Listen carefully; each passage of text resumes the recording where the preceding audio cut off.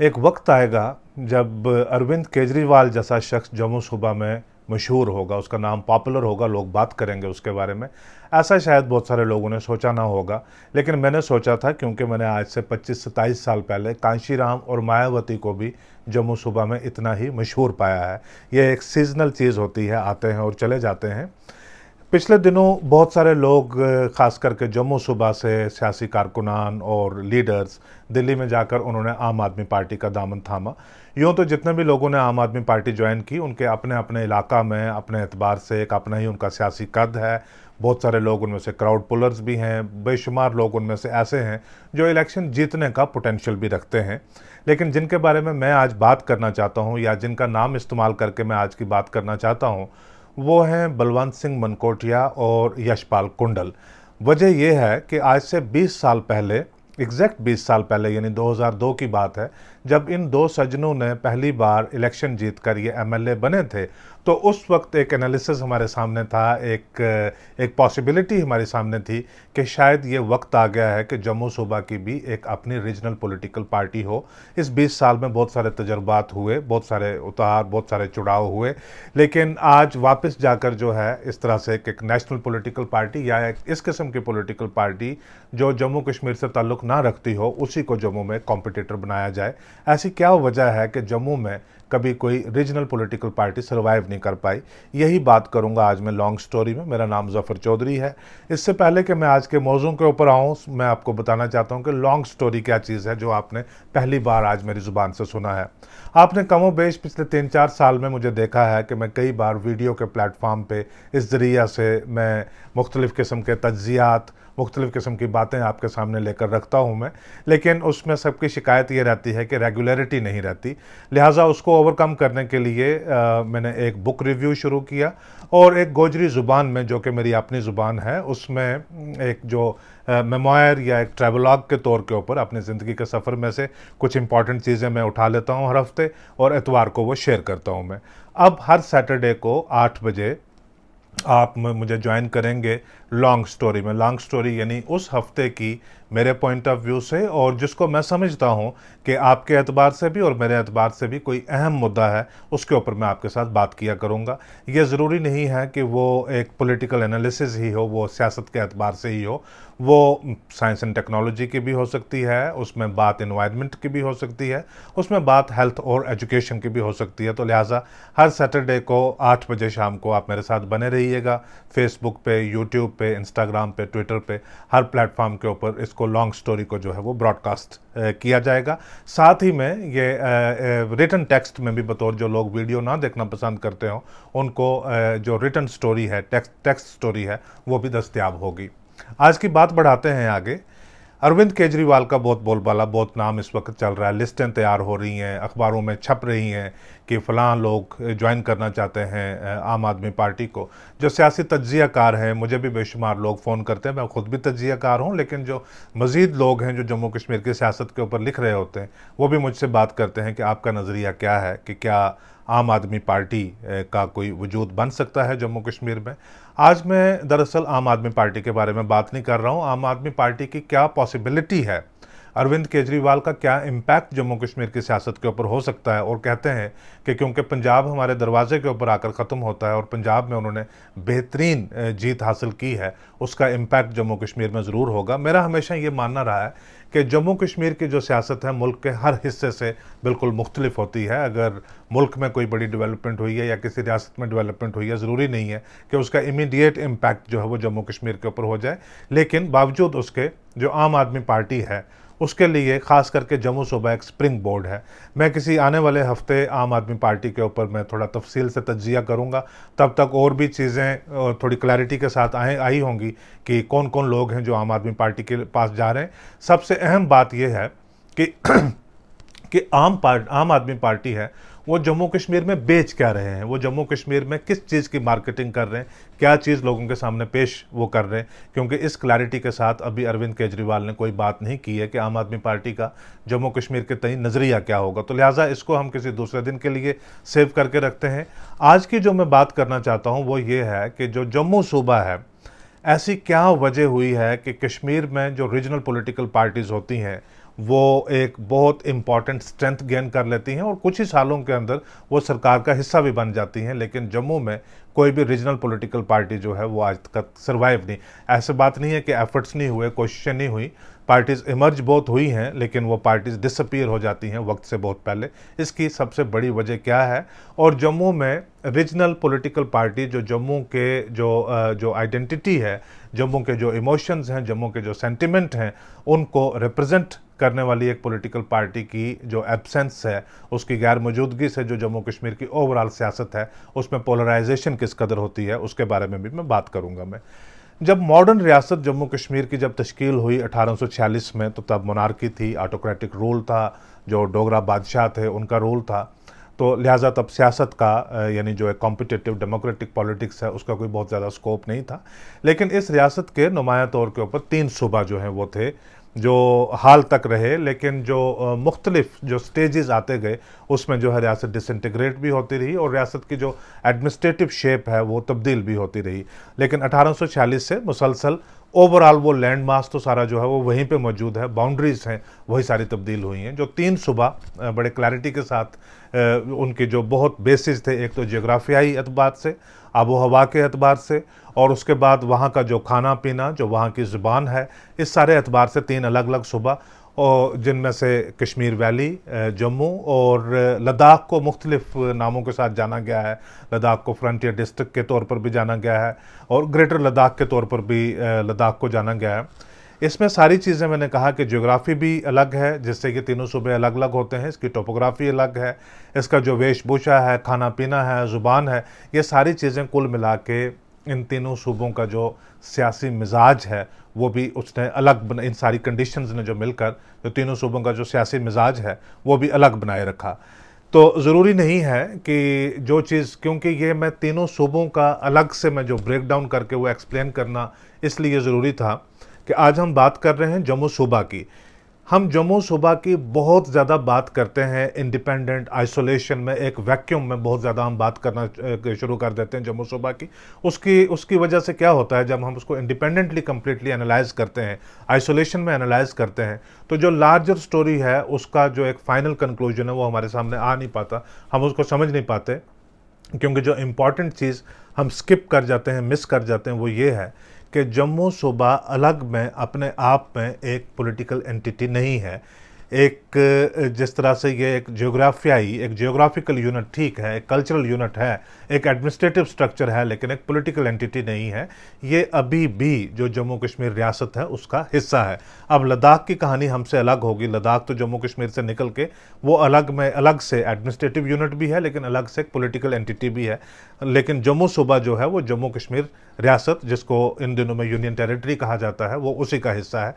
तो हम एग्जामिन करते हैं के बावजूद, एक पॉलिटिकल एंटिटी होने के बावजूद, जो कश्मीर सूबा है उसका जो सियासी मिजाज है वो बिल्कुल मुख्तलिफ है और जम्मू सूबा जो है उसका सियासी मिजाज बिल्कुल मुख्तलिफ है। जब सियासी अमल आने लगा, जब सियासी एक्टिविटीज़ आने लगी, जब पॉलिटिकल प्रोसेस जम्मू कश्मीर में इनिशिएट होने लगा, ये वक्त था अर्ली 1930s का। तो अर्ली 1930s में जो जम्मू कश्मीर की सबसे पहली सियासी पार्टी जो बनी और जिसने ये भी डिसाइड किया कि हम पॉलिटिकल प्रोसेस में पार्टिसिपेट करेंगे, क्योंकि उसके 3-4 साल के बाद जम्मू कश्मीर की अपनी असेंबली भी बनी और उसके इंतखाबात भी होने लगे, वो थी मुस्लिम कॉन्फ्रेंस। मुस्लिम कॉन्फ्रेंस भी कश्मीर वैली की एक एक्सक्लूसिव पॉलिटिकल पार्टी नहीं थी। उसमें जो लार्जर पार्टिसिपेशन है, जो जम्मू सूबा के उस वक्त के, खास करके जो जम्मू सिटी और जो मीरपुर उस वक्त जम्मू का हिस्सा होता था, इन जो इलाकों के बड़े पॉलिटिकल लीडरान थे, इनकी बहुत बड़ी शमूलियत थी मुस्लिम कॉन्फ्रेंस के बनने में। लेकिन कुछ सालों के बाद जब ये अंदाज़ा लगाया गया, क्योंकि जो मुस्लिम कॉन्फ्रेंस के लीडर थे शेख अब्दुल्ला, उनकी जवाहरलाल नेहरू के साथ भी बहुत ख़ास दोस्ती थी, वो एक सेक्युलर आउटलुक की पॉलिटिकल पार्टी बनाना ये एक ज़रूरी बन गया था। तो मुस्लिम कॉन्फ्रेंस कन्वर्ट हो गई, नेशनल कॉन्फ्रेंस में बन गई। इस दौरान 1940s में जैसे किसान मजदूर पार्टी और भी बेशुमार छोटी छोटी पार्टीज़ आई, लेकिन उनका कोई लेजिस्लेटिव वजूद या कोई इतना बड़ा इम्पैक्ट उन पार्टीज़ का नहीं बन पाया जिसको जो कोई काबिल ज़िक्र जिसको बताया जा सके कि भी उन्होंने बड़ी एक तब्दीली जम्मू कश्मीर में की। तो लिहाजा 40s के पूरे डिकेड में नेशनल कॉन्फ्रेंस जो है वो जम्मू कश्मीर की बाकायदा तौर के ऊपर एक रीजनल पॉलिटिकल पार्टी थी। आज अगर आप हिस्ट्री के औराक जो है वो आप पलट कर देखें, पीछे जाएं, तो जम्मू में सिर्फ क्योंकि आज देखा जाता है कि कश्मीर की पॉलिटिकल पार्टी है तो लिहाजा सिर्फ जम्मू सूबा के जो मुस्लिम एरियाज़ हैं, मुस्लिम इलाका जाते हैं, उसी में उसका फुटप्रिंट होगा, ऐसी बात नहीं है।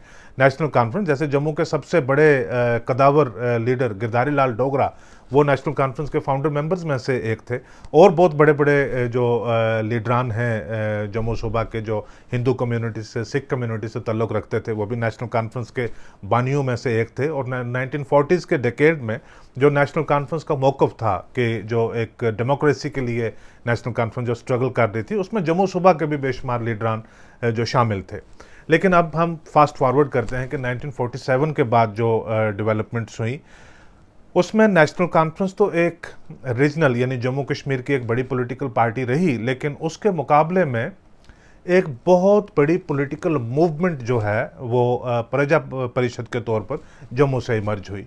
अब प्रजा परिषद जो है 50s के डेकेड में एक बड़ी पावरफुल पॉलिटिकल मूवमेंट जो है वो जम्मू में रही।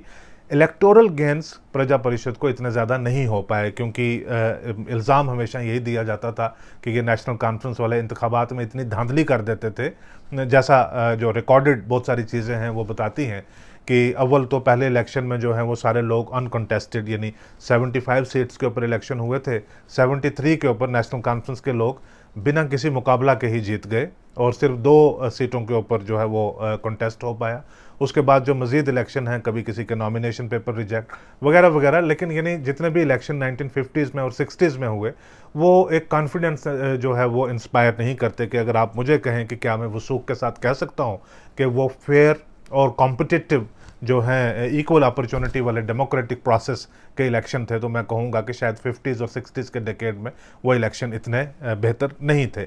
लेकिन बावजूद उसके जो प्रजा परिषद, जो जम्मू की एक पॉलिटिकल मूवमेंट और जम्मू की पॉलिटिकल पार्टी, वो बहुत पावरफुल थी। वो इतनी पावरफुल थी कि उसका मैं कंपैरिजन जैसे 90s के डेकेड में या 90s के बाद पिछले 2019-18 से पहले यानी 22-25 साल, 25-26 साल तक जिस तरह से हुर्रियत कॉन्फ्रेंस की एक अहमियत रही है कि वो इलेक्शन में पार्टिसिपेट नहीं करेंगे, इलेक्टोरल अकाउंटेबिलिटी उनकी नहीं होगी, वो अवाम के पास वोट मांगने के लिए नहीं जाएंगे, वो पब्लिक के जो इश्यूज़ हैं उनके ऊपर वो बात नहीं करेंगे। लेकिन बावजूद उसके दिल्ली से कई डेलीगेशंस, दिल्ली से कई इंटरलोक्यूटर्स खास करके अपॉइंट किए जाएंगे हुर्रियत कॉन्फ्रेंस के लीडर्स के साथ बात करने के लिए। प्राइम मिनिस्टर के लेवल के ऊपर, डिप्टी प्राइम मिनिस्टर के लेवल के ऊपर अगर मनमोहन सिंह ने हुर्रियत के लीडरान के साथ बात की, तो वाजपेयी और अडवाणी ने भी उनके साथ बात की। नरसिम्हा राव के वक्त भी जो है वो बहुत सारी पेशकश की जाती थी कि इनके साथ बात करेंगे। और सबसे इम्पॉर्टेंट बात यह है कि जो प्राइम मिनिस्टर नरेंद्र मोदी के टाइम पे भी जो हुर्रियत कॉन्फ्रेंस को ड्यू इम्पॉर्टेंस 2018 तक जो है वो इम्पॉर्टेंस दी जाया करती थी। जो पीडीपी के साथ बीजेपी का एजेंडा ऑफ अलायंस था, उसमें बाकायदा तौर के ऊपर इन राइटिंग ये लिखा हुआ है कि हम डायलॉग में बिलीव करते हैं, हम बातचीत करेंगे, डायलॉग करेंगे, पाकिस्तान के साथ डायलॉग करेंगे, मुख्तलिफ ग्रुप्स के साथ डायलॉग करेंगे, इंक्लूडिंग हुर्रियत कॉन्फ्रेंस। जब उन्होंने कहा कि हम डायलॉग करेंगे, तो ये ग्रुप, वो जमात, ये पार्टी ऐसे करके एटस्ट्रा नहीं उन्होंने कहा। उन्होंने बाकी किसी का नाम नहीं लिया, लेकिन उन्होंने कहा कि तमाम पॉलिटिकल ग्रुप्स के साथ बात करेंगे, इंक्लूडिंग हुर्रियत कॉन्फ्रेंस। और जब 2016 में कश्मीर के हालात पेचीदा हो गए, काफ़ी जो एक अनरेस्ट है, काफ़ी टेंशन कश्मीर में चल रही थी, कन्फ्रंटेशन सिक्योरिटी फोर्सेस और सिविलियन के दरमियान जो है वो बहुत ज़्यादा चल रही थी, उस वक्त जो ऑल पार्टी डेलीगेशन दिल्ली से कश्मीर आते थे, उन्होंने भी हुर्रियत वालों के दरवाजे खटखटाए, उनके साथ वो बात करने के लिए तैयार थे। ये मैं एक एग्जाम्पलीफाई कर रहा था उन लोगों के लिए जिनको प्रजा परिषद की जो स्ट्रेंथ है, प्रजा परिषद की जो उस वक्त की इम्पोर्टेंस है, उनका पता नहीं था। जो प्रजा परिषद है उसको प्राइम मिनिस्टर जवाहरलाल नेहरू वो ज़ाती तौर के ऊपर लेटर लिखा करते थे, उनके साथ बात करने की कोशिश करते थे, डेलीगेशन खास करके दिल्ली से भेजते थे कि प्रजा परिषद के साथ वो बात करना चाहते हैं, उनके साथ डायलॉग करना चाहते हैं, उनको इंटरलोक्यूटर्स को भेजा करते थे। और फिर एक नेहरू का एक ख़त है जो डॉक्टर करण सिंह के नाम, जो उस वक्त सदर रियासत थे, उनके नाम एक नेहरू का ख़त है, ऑन रिकॉर्ड है। उन्होंने कहा है कि ये प्रजा परिषद की जो लीडरशिप है, जिस तरह से ये मेरे खतूत का वापस मुझे जवाब देते हैं, इस लहजे में, इतने स्ट्रॉन्ग वर्ड्स में, तो जो दुनिया की सुपर पावर्स हैं, यानी जो यूनाइटेड किंगडम है या यूनाइटेड स्टेट्स है, उसके लीडरान भी मुझे इस तरह से खिताब नहीं करते जिस तरह से प्रजा परिषद वाले लोग मुझसे खिताब करते हैं। तो ये थी प्रजा परिषद की एक इम्पॉर्टेंस, जो अपने आप में क्लेम करती थी कि वो जम्मू सूबा के जो तमाम सेंटिमेंट्स हैं, जम्मू सूबा के जो इमोशंस हैं, उनको वो रिप्रेजेंट करते हैं। लेकिन दरअसल वो पूरे तमाम जम्मू सूबा की सबसे बड़ी गलती कि जम्मू सूबा में एक रीजनल पॉलिटिकल पार्टी नहीं हो पाई, वो यही है कि जो तवी बेसन है, मतलब जो जम्मू, उधमपुर, कठुआ, सांबा तक के एरियाज़ हैं, जो Dogra majority, Hindu majority areas हैं, जो भी पॉलिटिकल लीडरशिप प्रोसेस या जो थिंकिंग इमर्ज होती है वो इन्हीं एरियाज़ को रिप्रेजेंट करती है।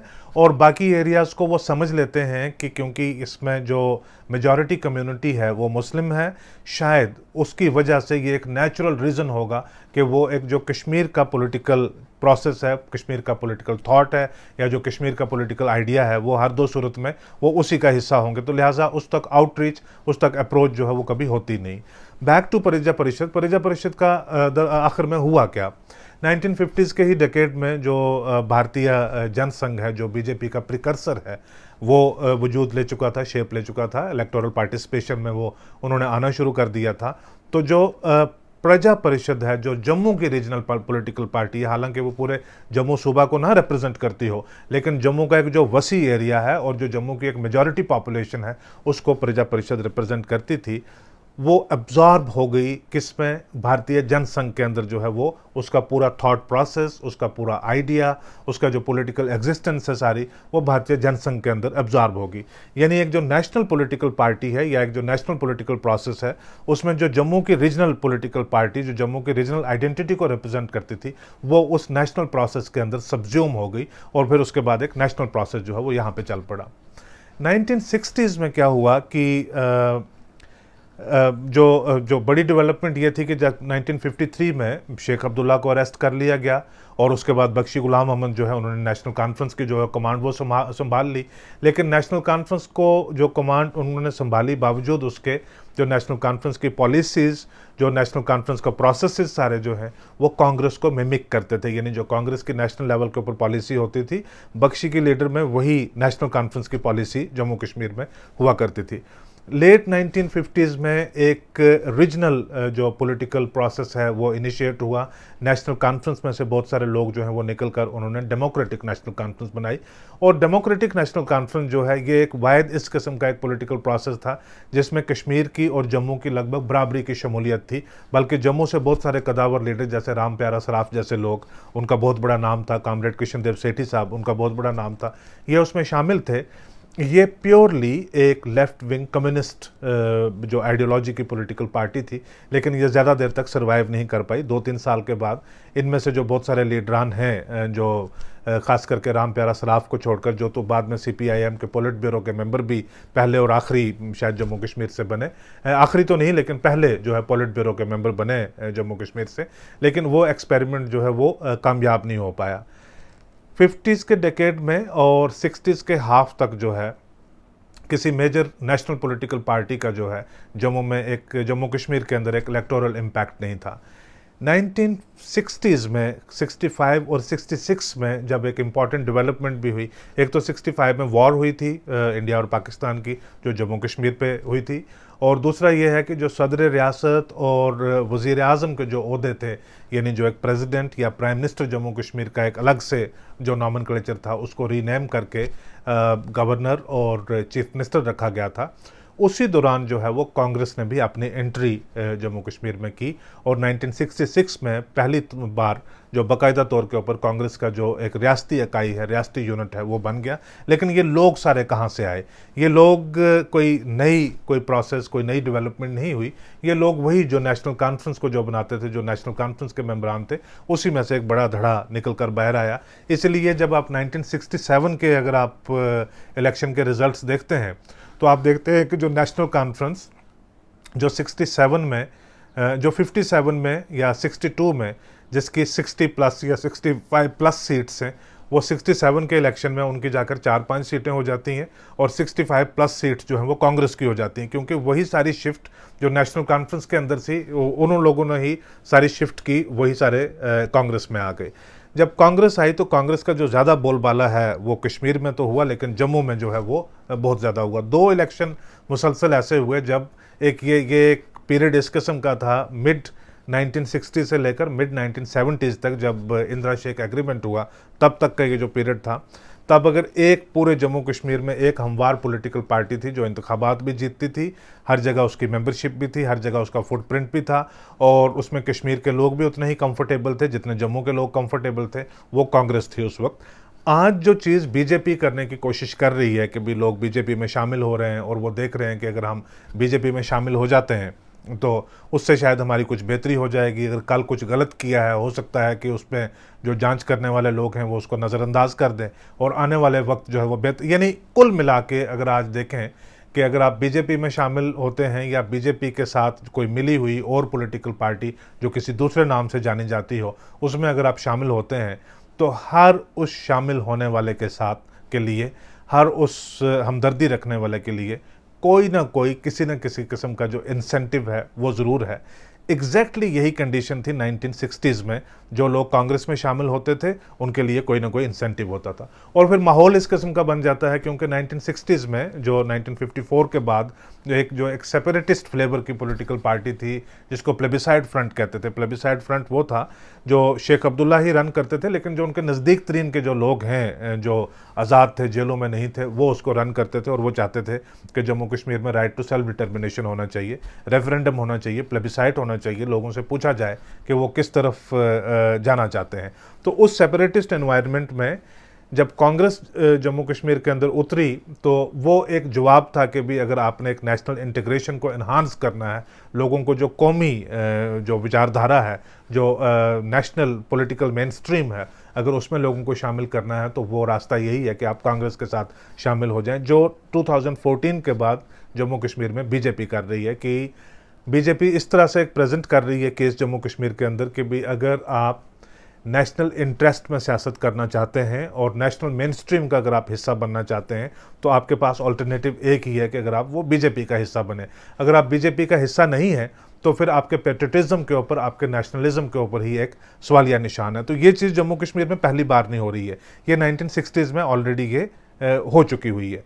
तो जो 1980s में हम जब चले जाते हैं तो जब नेशनल कॉन्फ्रेंस ने 75 के बाद शेख अब्दुल्ला आ गए, 77 के बाद उन्होंने इलेक्शन दोबारा जीत लिया और 83 में जब फारूक अब्दुल्ला ने दोबारा इलेक्शन जीत लिया तो कश्मीर में एक नई पॉलिटिकल पार्टी, एक नया पॉलिटिकल अल्टरनेटिव जो है वो इमर्ज होकर आया, उसको बोलते थे अवामी नेशनल कॉन्फ्रेंस। अवामी नेशनल कॉन्फ्रेंस जो है कुछ ही महीनों के अंदर जो है उसने अपने आप को इतना पावरफुल बना लिया, इतना इन्फ्लुएंशियल, इतना इम्पैक्टफुल बना लिया। वो कहानी बहुत लंबी है, उसका जो एक पहलू है बहुत मुख्तलिफ है, लेकिन जो उसका एंड रिजल्ट है वो ये है कि उन्होंने गवर्नमेंट टॉपल करके एक नई गवर्नमेंट बना ली जो अवामी नेशनल कॉन्फ्रेंस की गवर्नमेंट थी।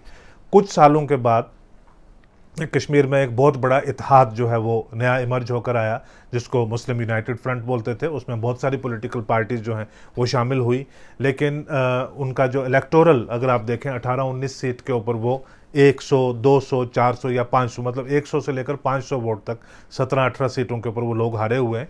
उस इलेक्शन में जो धांधली हुई थी, इस ऑर्गेनाइजेशन को जो डिफीट किया था उससे जो कश्मीर के हालात हैं वो बिगड़े।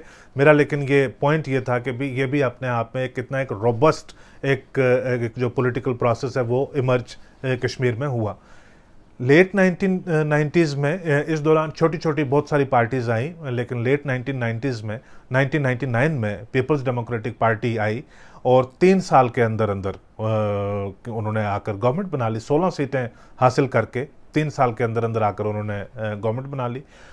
इसी दौरान पीपल्स कॉन्फ्रेंस बहुत पुरानी पार्टी थी, लेकिन अब उसने अपने आप को थोड़ा ज़्यादा रिवाइव किया। पीपल्स कॉन्फ्रेंस है, पीपल्स डेमोक्रेटिक फोरम है और डेमोक्रेटिक नेशनलिस्ट फ्रंट जो गुलाम हसन मीर की पार्टी हुआ करती थी। वो एक दौर था जब उमर अब्दुल्ला की गवर्नमेंट थी, ना वो नेशनल कॉन्फ्रेंस के साथ थे ना वो कांग्रेस के साथ थे। वो कागजात में उनका नाम आता था डेमोक्रेटिक नेशनलिस्ट फ्रंट, बावजूद उसके वो कैबिनेट मिनिस्टर थे। हकीम यासीन, पीपल्स डेमोक्रेटिक फोरम, आज भी पार्टी एग्जिस्ट करती है, 20 साल से पार्टी चल रही है, 2 सरकारों में वो कैबिनेट मिनिस्टर रह चुके हुए हैं। अवामी इत्तेहाद पार्टी इंजीनियर रशीद की, उन्होंने लोकसभा का इलेक्शन भी लड़ा और असेंबली के इलेक्शन भी लड़े, जीते भी। पीपल्स कॉन्फ्रेंस जो है वो इस हद तक नज़दीक 2018 के नवंबर में पीपल्स कॉन्फ्रेंस के सजाद लोन ने तो दावा पेश कर दिया राजभवन में कि भी वो चीफ मिनिस्टर बनना चाहते हैं। उन्होंने कहा कि 44 नंबरात उनके पास हासिल हैं और वो चीफ मिनिस्टर बन सकते हैं। अब अपनी पार्टी है जो अल्ताफ़ बुखारी की, उन्होंने आप देखिए कि 24-25 एक्स मिनिस्टर और एक्स लेजिस्लेटर जो हैं उनको साथ लेकर वो एक नई पार्टी बनाकर, और वो भी एक बड़ी सियासत में बड़े रोल के वो भी दावेदार हैं। इस तरह से बहुत सारी बेशुमार पार्टीज़ जो हैं उनका कश्मीर में एक अपना इम्पैक्ट रहा। लेकिन जम्मू में दरअसल जो हमारी बात है वो जम्मू में है कि जम्मू में इस किस्म का इम्पैक्ट जो है वो क्यों नहीं हो पाया। जो मैं बात करता था बलवंत सिंह मनकोटिया और यशपाल कुंडल की, ये बात जाती है अर्ली 1980s के ऊपर, आज से 40 साल पहले, जब भीम सिंह ने एक नई पॉलिटिकल पार्टी बनाई जिसको नाम दिया पैंथर्स पार्टी। पैंथर्स पार्टी अपने आप में किसी सूबा का, किसी ज़ात का, किसी पात का, इस किस्म का भी वो उसका ताल्लुक़ नहीं होता है। पैंथर्स पार्टी अच्छा है, एक रोबस्ट है, एक एनर्जी की बात करती है, एक पावर की बात करती है। जब भीम सिंह ने ये पार्टी बनाई तो उनको पूरे जम्मू सूबा से, भीम सिंह ज़ाती तौर के ऊपर बड़े सेक्युलर ख्यालात और बड़े सेक्युलर तबीयत के हैं, पूरे जम्मू सूबा से उनको मैसिव सपोर्ट मिली। ये किश्तवाड़ के वकील थे जिन्होंने उनको नाम दिया शेर जम्मू, क्योंकि शेख अब्दुल्ला को कहते थे शेर कश्मीर, तो उसका एक ऑल्टरनेटिव पेश किया, यानी एक जो लोगों की इमेजिनेशन में एक नई बात जाए उसका एक ऑल्टरनेटिव पेश किया कि भीम सिंह रहेंगे शेर जम्मू। वो 80s की और 90s की बड़ी स्ट्रगल सारा कुछ किया। कभी कहते हैं कि भी वो विदेश में चले गए, मोटरसाइकिल चलाया उन्होंने, कभी किताबें लिखी, हर मुद्दे को लेकर जो वो सुप्रीम कोर्ट में भी जाते रहे, लेकिन ज़मीनी सतह के ऊपर बहुत ज़्यादा सियासत ना हो पाई। 2002 में उनकी पार्टी ने 4 सीटें जीत ली। एक तो हर्षदेव सिंह थे, एक बलवंत सिंह मनकोटिया, और एक ये यशपाल कुंडल, और एक फ़कीर नाथ चनैनी से उन्होंने सीट जीती। तो 4 सीटें ये जीत कर आ गए। जब इन्होंने 4 सीटें जीती और 2 मिनिस्टर आ गए गवर्नमेंट में, एक की स्टेक होल्डर जो है गवर्नेंस के प्रोसेस में बन गए, और भीम सिंह खुद जो है वो ज़ाती तौर के ऊपर MLC बन गए, तो ये अपने आप में एक जम्मू की सियासत में एक बड़ा स्टेक होल्डर बनकर ये इमर्ज हो गया।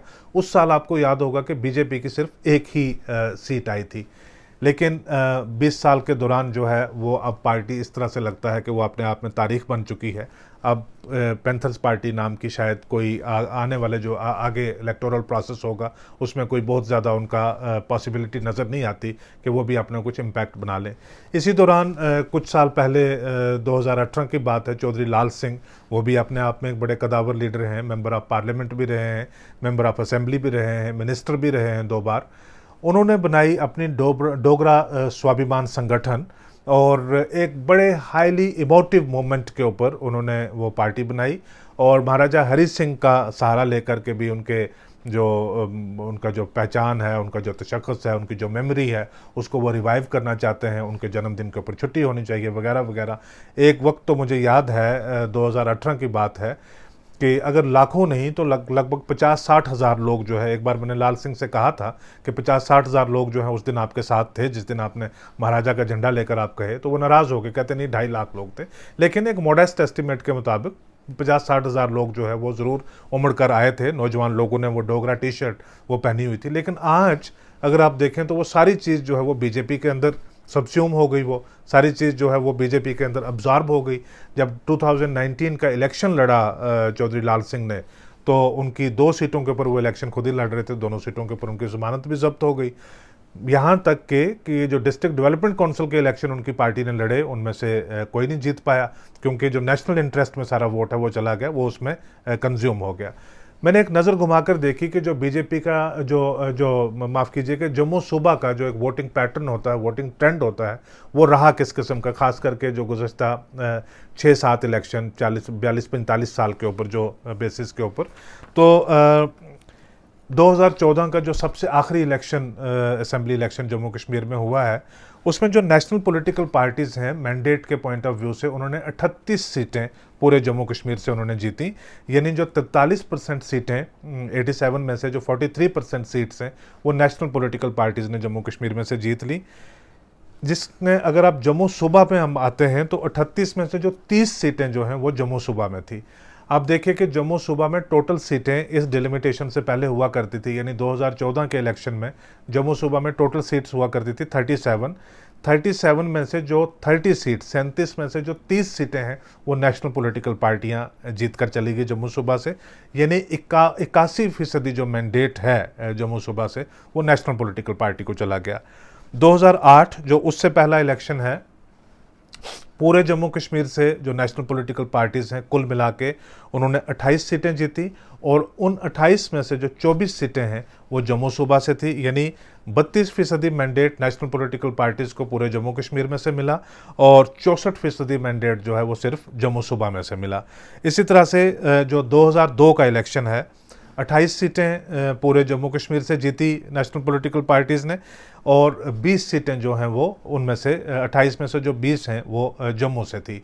यानी जो 53% जो मैंडेट है जम्मू से, हर इलेक्शन में आप देखेंगे कि 50% से ऊपर जाता है नेशनल पॉलिटिकल पार्टी को जम्मू सूबा से। कश्मीर का जो है वो मुख्तलिफ चीज़ होती है। अब 1996 का जो इलेक्शन है, जो 6 साल के गैप के बाद इलेक्शन आ रहा था, तब mood across Jammu and Kashmir जो मूड था वो एक रीजनल पॉलिटिकल प्रोसेस की बहाली के लिए था, रीजनल पॉलिटिक्स की बहाली के लिए था। रीजनल लीडर जो हैं वो वापस आएँ और पावर उनके हाथ में जाए, ऐसा करके मूड पूरे जम्मू कश्मीर में था। लेकिन बावजूद उसके 26 सीटें नेशनल पॉलिटिकल पार्टीज़ ले गई, और उन 26 में से जो 20 सीटें हैं यानी 54% जो सीटें हैं वो जम्मू सूबा से थी। किसकी थी ये 20 सीटें? बीजेपी के पास तो सिर्फ 8 सीटें थी, कांग्रेस के पास सिर्फ 6 सीटें थी। यानी बहुजन समाज पार्टी जो कांशीराम की पार्टी है वो भी 4 सीटें जम्मू से जीत गई। जनता दल, जिसका जम्मू कश्मीर के साथ कोई तल्लक ही नहीं है, ना ही वो एक नेशनल पॉलिटिकल पार्टी थी, 5 सीटें जनता दल ने भी जीत ली। एक कश्मीर से थी, 4 जम्मू से वो उन्होंने जनता दल ने भी जीत ली। तो कुल मिला के जो 20 सीटें, 37 में से 20 सीटें जम्मू सूबा में से जो वो नेशनल पॉलिटिकल पार्टीज़ को चली गई। उसके पीछे चले जाते हैं 1987 का इलेक्शन, 87 का, तब 76 सीटें टोटल हुआ करती थी। उसमें से 28 सीटें टोटल नेशनल पार्टीज़ ने जम्मू कश्मीर में से जीती।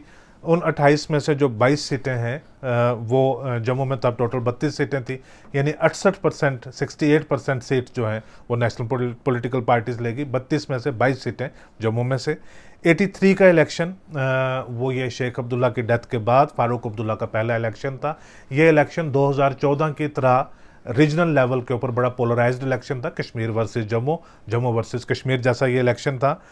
इसमें 26 सीटें टोटल जो नेशनल पॉलिटिकल पार्टीज़ ने, खास करके कांग्रेस ने जो है 26 सीटें टोटल जम्मू कश्मीर से जीती, जिनमें से 22 सीटें जो हैं वो जम्मू सूबा से थी। यानी जो 68% सीट्स जम्मू सूबा ने नेशनल पार्टीज़ को मैंडेट दिया। इसी तरह से 1977, मैं 77 तक ही जाता हूँ, इससे पीछे नहीं जाता, क्योंकि मैं आगाज़ में ही कह चुका हूँ कि 77 से लेकर पहले के जो इलेक्शन है उनकी क्रेडिबिलिटी जो है वो सस्पेक्ट है, उनकी जो एतबार उन इलेक्शन के ऊपर बहुत कम किया जा सकता है। उसमें भी 24 सीटें, 75 में से 24 सीटें जो हैं वो नेशनल पार्टीज़ ले गई। 24 में से 22 सीटें जो हैं वो जम्मू प्रोविंस में से थी, यानी 68%। जब हम कहते हैं कि 22 यहाँ से थी, सिर्फ 2 और थी, या 22 इधर से थी, 4 और थी, तो उसमें याद रखना है कि ये सारी सीटें कश्मीर से नहीं गई, ये सीटें लद्दाख से भी गई। अब इसका इम्पैक्ट जो है, जो जम्मू का मूड होता है कि भी नेशनल पॉलिटिकल पार्टी के साथ जाना है इसका, और जो रीजनल पॉलिटिकल पार्टी को वोट नहीं देना है, इसका इम्पैक्ट जम्मू कश्मीर की सियासत के ऊपर क्या होता है। इसका ये मानी नहीं है कि जो रीजनल पॉलिटिकल पार्टी है, यानी नेशनल कॉन्फ्रेंस है या कांग्रेस है, वो कम्पीट ही नहीं करते, या वो कश्मीर तक ही अपने आप को रिस्ट्रिक्ट रखते हैं, या जम्मू में उनके पास कोई मेंबरशिप नहीं होती, जम्मू में उनके पास कोई फुटप्रिंट नहीं होता। ऐसी बात नहीं है। नेशनल कॉन्फ्रेंस ने कठुआ तक, सांबा तक, हर जगह उन्होंने सीटें जीती हैं, सीटें लड़ी हैं। आज जो बीजेपी के बहुत बड़े कदावर लीडर हैं, इनमें से बेशुमार लोग जो हैं वो नेशनल कॉन्फ्रेंस के लीडर, नेशनल कॉन्फ्रेंस के रहनुमा, नेशनल कॉन्फ्रेंस के जो वर्कर्स हैं वो रह चुके हुए हैं। और पीडीपी जो एक रीजनल पॉलिटिकल जो एक उनकी आइडियोलॉजी है, उसके पॉइंट ऑफ व्यू से पीडीपी को जम्मू सूबा में नेशनल कॉन्फ्रेंस से थोड़ा ज़्यादा क्रिटिकल माना जाता है, कि उसका एक ग्रीन सिंबल वगैरह भी है कि भाई ये मुसलमानों की ज़्यादा पैरवी करती है। अगर आप 2014 के इलेक्शन की आप एग्जांपल लें, तो बीजेपी ने इतनी मेहनत कश्मीर में की, पूरी कश्मीर वैली में बीजेपी ने 49,000 वोट जो है वो टोटल लिए। पूरे जो 46 सीट्स के ऊपर कुल मिला के बीजेपी के 49,000 वोट आए। यानी बीजेपी की कश्मीर में उस वक्त जो एक्सेप्टेबिलिटी है वो उतना ही उसको चैलेंज था जितना पीडीपी को जम्मू का ये जो तवी कैचमेंट एरिया है, खास करके जम्मू सांबा कठुआ, जितना इसकी एक्सेप्टेबिलिटी को प्रॉब्लम थी, चैलेंजेस थे। तो बीजेपी ने पूरी कश्मीर वैली में कुल मिला के 49,000 वोट लिए। पीडीपी ने सिर्फ जम्मू, सांबा और कठुआ 3 डिस्ट्रिक्ट्स में मिला के 64,000 वोट लिए। सीट बीजेपी भी कश्मीर में कोई नहीं जीत पाई, और सीट पीडीपी भी कश्मीर में, जम्मू के इन 3 डिस्ट्रिक्ट्स में कोई नहीं जीत पाई। तो लिहाजा जो रीजनल पॉलिटिकल पार्टीज़ हैं जिनका वजूद था जम्मू कश्मीर की पूरी सियासत को रिप्रेजेंट करना, हालांकि उनकी जो आइडियोलॉजी है, उनकी जो कमिटमेंट है, उसमें कश्मीर वैली की सेंट्रलिटी जो है वो ज़रूर रही है। उन्होंने कम्पीट जम्मू सूबा में ज़रूर किया है, लेकिन जम्मू सूबा से जो कॉम्पिटिटर इमर्ज हुए हैं वो थे under the ages, under the flag of national political parties. तो over a period of time, अगर ख़ास करके ये 7 इलेक्शन जो हमने आपके सामने रखे हैं, अगर इनका भी जायज़ा लिया जाए, over a period of time क्या हुआ है कि भी इलेक्शन फिर इस तर्ज के बन गए, ना सिर्फ जम्मू वर्सेस कश्मीर और कश्मीर वर्सेस जम्मू, बल्कि मुल्क वर्सेस कश्मीर और कश्मीर वर्सेस मुल्क, यानी nation versus Kashmir and Kashmir versus nation. मैंने एक्सप्लेन किया कि भी जैसे 60s में और 70s में कांग्रेस आकर रिप्रेजेंट करती है कि नेशनल इंटरेस्ट को जम्मू कश्मीर में हम रिप्रेजेंट कर रहे हैं, और अब बीजेपी आकर ये क्लेम करती है कि नेशनल इंटरेस्ट को जम्मू कश्मीर में आकर हम रिप्रेजेंट करते हैं। तो उस सूरत में जब जम्मू का सियासी रुझान पहले जब कांग्रेस के साथ हो जाया करता था, अब अगर पूरे का पूरा बीजेपी के साथ हो जाता है, तो वो national interest versus Kashmir regional political party and Kashmir regional political party versus national interest, उसमें जो जम्मू कश्मीर के अंदर की सियासत जो है वो पूरी तरह से पोलराइज हो जाती है। अब आखिर में टू कंक्लूड दिस कि भी ये तो एक रहा रिसर्च का पॉइंट ऑफ व्यू कि जम्मू का जो वोटिंग पैटर्न है वो किस तरह से नेशनल पॉलिटिकल पार्टी को थाम लेता है, और उससे जो जम्मू कश्मीर के अंदर की जो पॉलिटिक्स है वो किस तरह से पोलराइज होती है। ये बात कतई भी सही नहीं है, सच नहीं है, पॉलिटिकली एक्सेप्टेबल नहीं है और सस्टेनेबल नहीं है कि आप नेशनलिस्ट या पैट्रियोटिक उसी सूरत में होंगे अगर आप एक नेशनल पॉलिटिकल पार्टी के साथ आप चलते हैं। ये तो जो नेशनल पॉलिटिकल पार्टीज़ होती हैं, ये एक इस किस्म का स्लोगन, ये इस किस्म का एक नैरेटिव जो है ये मैन्युफैक्चर करते हैं ताकि इनको एक नेशन वाइड इनको फुटप्रिंट मिले, क्योंकि जितनी ज़्यादा ये असेंबलीज जीत पाएंगे उतनी इनकी जो पॉसिबिलिटी है वो इन्हांस होगी लोकसभा इलेक्शन में अपना फुटप्रिंट एक्सपेंड करने में।